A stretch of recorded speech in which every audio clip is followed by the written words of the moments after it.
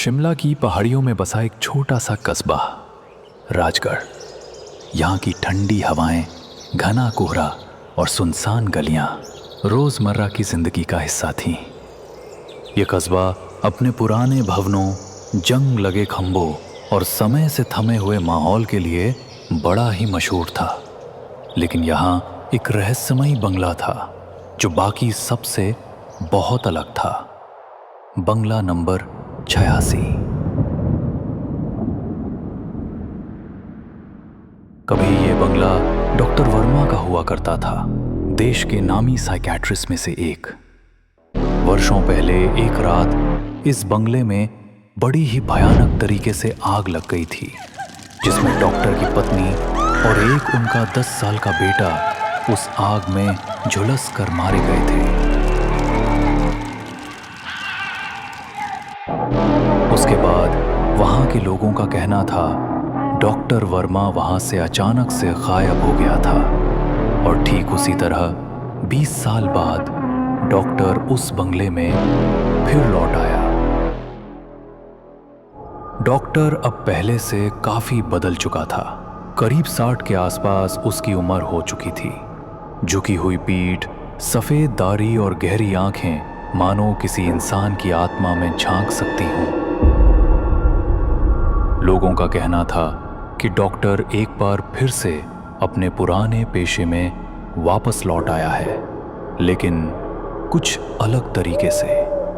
उसका कहना था कि वो सिर्फ उन मरीजों का इलाज करेगा जो बाकी डॉक्टरों के मुताबिक लाइलाज हो चुके हैं। धीरे धीरे वहां के कुछ लोग इलाज के लिए जाने भी लगे। कोई पागलपन जैसे रोग से पीड़ित तो कोई आत्महत्या की कगार से जूझता हुआ। लेकिन अजीब बात यह थी कि जो भी वहां इलाज के लिए जाता वापस लौट के नहीं आता। वहां से लोग बड़ी ही रहस्यमय तरीके से गायब होने लगे। आरव शर्मा 28 साल का एक नौजवान युवक हिमालय न्यूज़पेपर में एक पत्रकार का काम करता था। जब उसे बंगला नंबर 86 की खबर मिली तो उसे कुछ गड़बड़ लगी।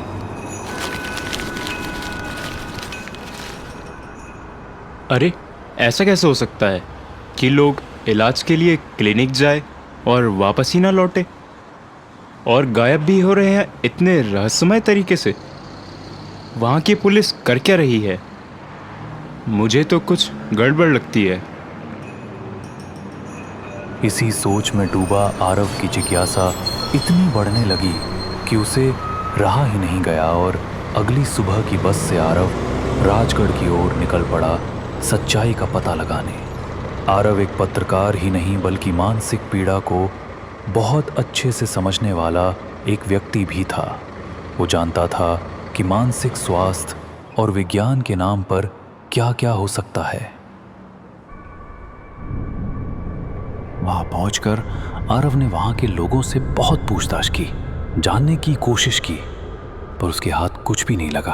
थक हार कर उसने फैसला किया कि वो खुद एक मानसिक रोगी बनकर उस डॉक्टर के पास जाएगा।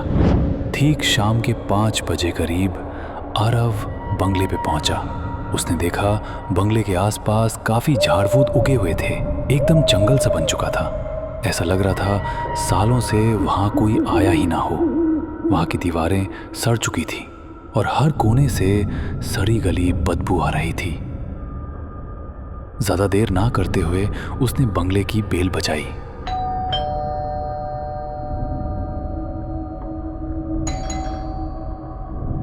आरव पिछले 10 मिनट से बेल बजाया जा रहा था, पर किसी ने भी दरवाजा नहीं खोला।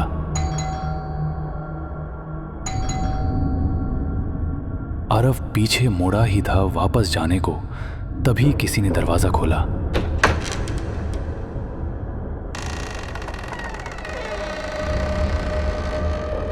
सामने देखा तो वही डॉक्टर सफेद कोट पहने गर्दन पर स्टेथोस्कोप लटकाए खड़ा था।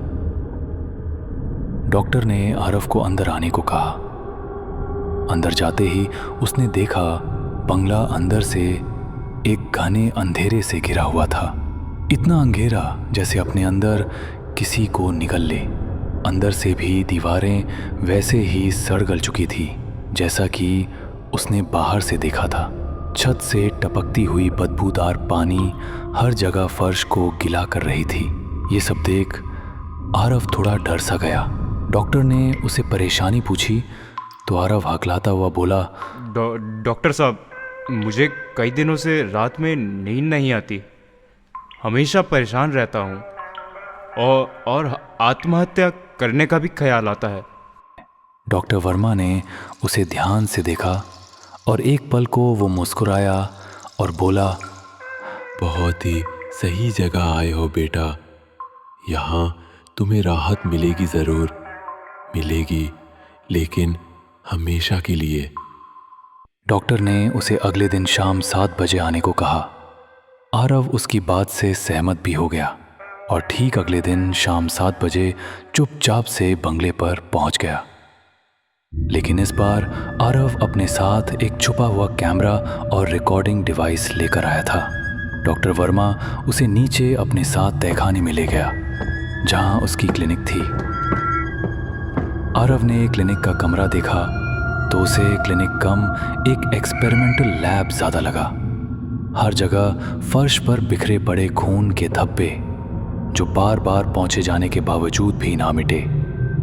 कई पुराने स्टील के टेबल पर पड़ी मेडिकल औजार, कांच के जार में तैरते हुए इंसानी अंग और दीवानों पर लटके एक्सरे के स्कैन। ये सब देखकर आरव को धीरे धीरे शक होने लगा। ये डॉक्टर इलाज नहीं बल्कि इंसानों पे एक्सपेरिमेंट करता है। रात होते ही डॉक्टर ने उसे एक दवाई दी खाने को, जो कि आरव ने चुपके से उगल दिया था और बेहोशी का नाटक करने लगा। जब आरव ने आंखें खोली तो उसने अपने आप को एक स्ट्रक्चर से बंधा पाया। उसके चारों ओर धुंधली रोशनी और मशीनें जो बीप का साउंड कर रही थी। एकदम से उसने अपने सामने डॉक्टर वर्मा को खड़ा पाया, जो कि हाथों में एक सर्जिकल ड्रिल लिए। इस बार चेहरे पर कोई मुस्कान नहीं, बस एक ठंडा पागलपन सा भरा हुआ भाव जो किसी को भी अंदर से सहमा दे। आरव ये सब देख उसने हड़बड़ी में उठने की कोशिश की, पर डॉक्टर उसे रोकता हुआ बड़बड़ाने लगा। डरो मत, तुम्हें कुछ नहीं होगा। मुझे तुम्हारे दिमाग को शुद्ध और तेज करने दो। तुम्हें इससे एक नया जीवन मिलेगा और इसके बाद तुम्हारे सारे दुख दर्द गायब हो जाएंगे। देखो देखो, इन खोपड़ियों को कैसे मुस्कुरा रहे हैं, कितने खुश हैं। कोई है क्या इस दुनिया में इनसे ज्यादा खुश और स्वस्थ? सामने स्टील की टेबल पर 3 कटे हुए इंसानी सर रखे थे जो कि मुस्कुरा रहे थे। देखो, ये मेरे इलाज के नमूने हैं। अब ये कुछ भी महसूस नहीं करते, न डर न दुख। मैं इन्हें एक नए जीवन में भेज चुका हूं। अब तुम्हारी बारी है।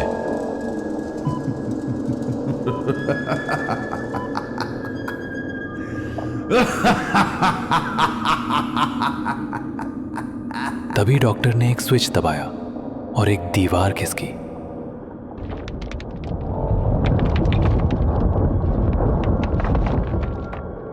दीवार के पीछे एक कांच का कमरा था। कमरे में 8 से 10 लोग बंधे हुए थे। उनके सर पर इलेक्ट्रोड लगा हुआ था और उनकी आंखें खाली थीं।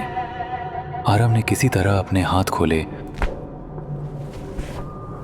और चुपचाप से पास टेबल पर रखी हुई रॉड उठाकर डॉक्टर के सर पर दे मारी। आरव भागता हुआ पास के कमरे में जा पहुंचा, जहां पर 10 से 12 लोग बेड से बंधे हुए थे। कुछ तो मर चुके थे और कुछ जिंदा थे, और हर एक बेड के बगल में एक कंप्यूटर स्क्रीन थी जो ब्रेन के वेव्स को ट्रैक कर रही थी। डॉक्टर वर्मा मर चुके लोगों के ब्रेन से इलेक्ट्रोड को जोड़कर उनके दिमाग को रीप्रोग्राम करता था। आरव ने एक महिला को खोला जो दर्द से कराहते हुए बोल रही थी, यहाँ से भाग जाओ, अब हमें बचाने का कोई फायदा नहीं है। ये हैवान हमें मारकर फिर जिंदा करता है। अब हम इंसान नहीं रहे, हमारी आत्मा भी यहाँ नहीं। तभी डॉक्टर वहां फिर से भागता हुआ तेजी से आ पहुंचता है। इस बार डॉक्टर बड़ी ही हैवानियत भरी नजरों से आरव को देख रहा था। उसके सर सिर्फ एक पागलपन सवार था। तुम मुझे नहीं समझ सकते बच्चे। ये तुम जो भी कर रहे हो बहुत गलत कर रहे हो। अब मैं एक डॉक्टर ही नहीं बल्कि भगवान भी बन चुका हूं। दोनों के बीच काफी देर तक संघर्ष चला। लड़ते लड़ते डॉक्टर ने आरव पर एक तेज धार औजार से हमला किया। आरव ने जैसे तैसे अपनी जान बचाई और डॉक्टर का सर एक मशीन के किनारे जोर से दे मारा। डॉक्टर चिल्लाता हुआ गिर पड़ा। आरव वहां से भागता हुआ उस बंगले से बाहर निकला और पुलिस वालों को जाकर हुई इन सब घटनाओं का बयान दिया। लेकिन जब पुलिस वहां बंगले पे पहुंची तो तहखाने में देखा एक बड़ा सा ताला लगा हुआ था। कोई तेजधार औजार नहीं, कोई लाश नहीं, कुछ भी नहीं।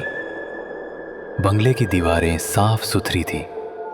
सब पहले की तरह नॉर्मल दिख रहा था। आरव ने जो सबूत के तौर पर फोटोज और वीडियोस ली थी वो भी धुंधली हो चुकी थी। बस उसके रिकॉर्डिंग डिवाइस में एक ही शोर था और एक आखिरी आवाज, मैं लौटूंगा, इलाज अभी बाकी है। कुछ महीनों बाद आरव का व्यवहार, उसकी चाल चरण सब कुछ बदल चुका था। बस चुपचाप खड़ा अपने रूम के खिड़की से हमेशा बाहर देखता और खुद से बातें करता, मुस्कुराता और कहता वो लौटेगा, जरूर लौटेगा, मेरा इलाज अभी अधूरा रह गया है। 1 साल बाद खबर आई कि किसी कस्बे में नई क्लिनिक खुली है जहां मानसिक रोगों का इलाज होता है। डॉक्टर का नाम डॉक्टर S.K. वर्मा।